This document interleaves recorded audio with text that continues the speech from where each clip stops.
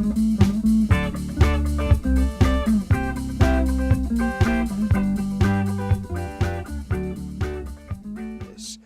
delighted to report we have Mr. Simon Gordon, the chairman of Facewatch Limited here, a man who doesn't like football but quite possibly got the most impressive watch I've ever seen in my life. Simon, greetings. How the devil are you, sir? Very well, thanks. The last time I interviewed you was at 10 o'clock in the morning. It seems a bit strange at 7. I don't know if I feel as if we're on a different time zone. You've kindly put together a presentation. Let's go for it. You're pressing all the buttons, then I'm going to ask you a number of questions afterwards. Then we're going to Skype into a number of people who are going to ask you some more questions. Right. I guess this was almost like University Challenge. Oh, God, yeah. Fire away, young man. What have you got to tell the crowd? Well, I'm going to talk through just a few slides. First of all, a little bit of background. I started Facewatch back in 2010. Because I just basically got fed up with people stealing from my customers. I run a bar called Gordon's Wine Bar. It's been in my family many years. And I started Facewatch to try and make the whole process of reporting crime and preventing crime more efficient. So we had people coming in stealing handbags, wallets and that sort of thing. So what is Facewatch? Facewatch is an online crime reporting system. It enables businesses to report crime to the police. It also enables businesses to share information and intelligence between each other so that they can then reduce crime and make their communities safer. And the issue with the crime that we deal with is that it's high volume and it's really, really annoying. So if you've had your bags taken, as one of my customers did with £900 worth of stuff in it and her house keys, all that sort of stuff, it's extremely aggravating. So we're trying to stop that from happening and also make things easier if it does happen. Just a quick look at the platform on the slide that you can see now. It's a beautiful, clean looking platform. It's very much like a modern social network site, so it's not like you'd imagine a typical sort of crime policey type system to look. It's got a menu down the left hand side and it's very easy to report a crime. And when you report the crime, what you do is you actually, as a business, upload all the evidence. So for example, if you were in my bar and you had something stolen, we would ask you where you were sitting. We wouldn't bother to call the police, we'd just be reporting the crime. We'd ask you where you were sitting, we'd look on the camera, we'd rewind the CCTV to find the evidence, we'd upload those clips for the police and for the Crown Prosecution Service, who also use Facewatch in the courts. And we'd ask you for some basic information and then we'd report that to the police. That would then go through and you'd be kept informed as a victim every time the police do anything on that crime. So it solves a number of issues at the same time. And once you've got it on there, you can do some quite clever stuff with that data. So you can start linking multiple crimes together, for example. We've also got some other products, the first of those is mobile apps. We're moving Facewatch now into the mobile world because everybody's got their smartphones with them, so we're trying to make it possible for users to use the power of Facewatch but from their mobile devices. There's an app that you can actually download yourselves now. It's a free app for the public. It's called Facewatch ID. It's the one on the left of the slide, and it's available on all the platforms. And that will show you the people that the police would like to identify in your area. So it's based on postcodes. The images are put on there by the police, and they're getting huge success rates on this. We've had a huge number of hits on this, and it's very, very successful. So the police are identifying something like 20% of the people that they put on there. And then on the right-hand side, we've got a thing called Facewatch Communicator, which I think is really cool. It's a version. It's like a sort of WhatsApp-y type of platform, but it's for groups like pub watch groups, shop watch groups that currently use radios. And as you may know, the radios are big, old-fashioned devices. This brings crime fighting and working communities into the modern world. It enables all the people in that group or that little community to work together, to talk to each other, to send information around, to send alerts around, and there's even a button with an SOS on it that geolocates you and tells everyone else where you are and that you need help. So it's getting people to work together. And then the third thing that we do is we link to multiple facial recognition systems. So facial recognition, I think, is going to be absolutely huge.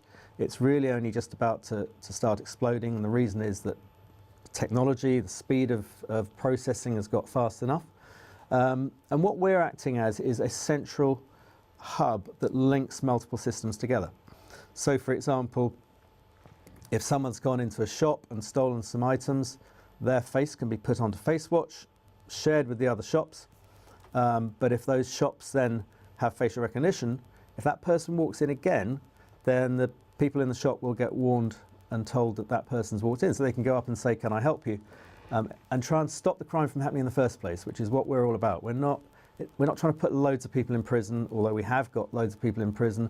What we're really trying to do is to help businesses to stop crime. And you might think, well, what's the advantage in a bar stopping crime? What's the advantage in a shop stopping crime? Well, you're probably surprised to know that about 25% of all the stores, the retail stores, high street shops and so on, about 25% of them are there just to pay for the shoplifting. So if you could do away with that shop theft, turnover would increase by about 1.5%. So it's costing you as a shopper 1.5% extra, and it's costing the businesses, obviously, who actually end up bearing that cost, hundreds and hundreds of millions of pounds. So we can stop that.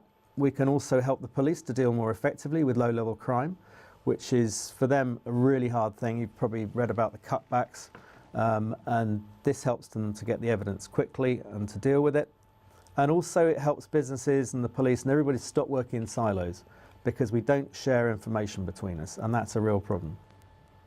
And lastly, what we're here for is to raise money. We're on the Crowdcube platform. We've got another 2 weeks to go, and we're pretty close to our target, but this slide shows just how profitable this business will be. Firstly, it's totally scalable because it's cloud-based. We don't sell any hardware. We work with everybody else. Secondly, it's very, very high margin. So you'll see the EBITDA, earnings before interest, tax and depreciation and amortization, is very, very high in proportion to the turnover. And thirdly, you'll see that the turnover goes up very dramatically. And yes, you could say, oh gosh, yeah, that's typical. They're not got any turnover now, but it's all going to be jammed tomorrow. But we've been going 5 years now, and this is a fairly typical 7-year cycle. The next 2 years are when we'll start to monetize. And the way we make our money is from the platform. We charge each business about £3 a month per premises. Obviously, we upsell other products onto that. Through the apps, where we charge money for the Communicator app and other apps that we have, a mobile app. And then thirdly, through facial recognition. So that £11 million that we're making that turnover in 4 years' time is roughly a third between those three lots of revenue. But we believe that the facial recognition revenue is going to go up dramatically, and we're in a fantastic position because we are the central hub. And whether it's facial recognition or number plate recognition or gate recognition, doesn't matter. We can work with all kinds of different biometrics or systems. So we're in a great position to capitalize on that. So that's Facewatch. And I'll hand back to Nick now. I've got some questions. You're going to ask me a couple of questions, I think. So how many users have you currently got?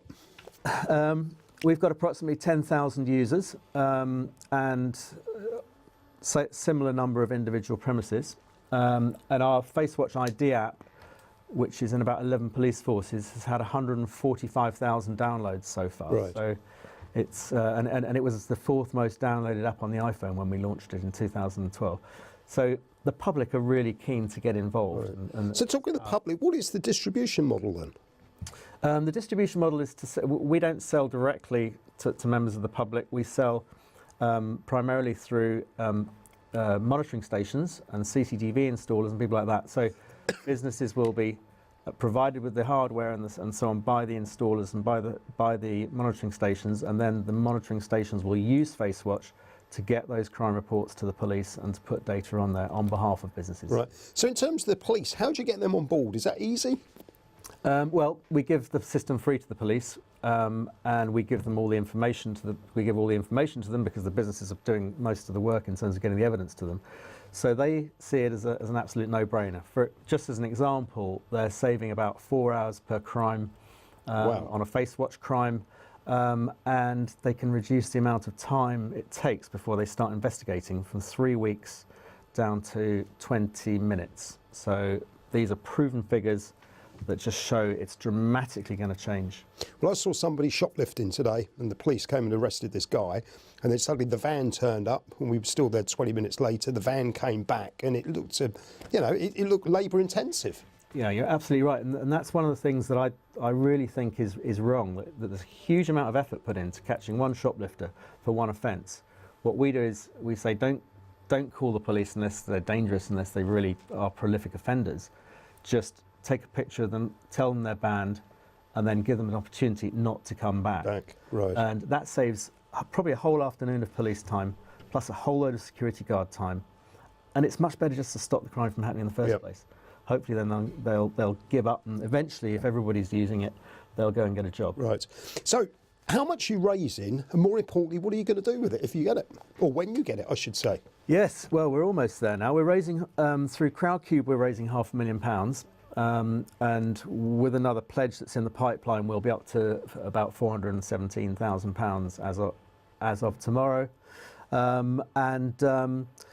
What we're going to do with it is use that money to take us through to profitability. We reckon there's about 18 months to go. So we're raising £500,000 through Crowdcube, but we're also raising a separate £1 million through larger institutions or larger investors. And we've got a number of those who are extremely interested. And finally, you talked about the UK international market. Is that going to be as easy?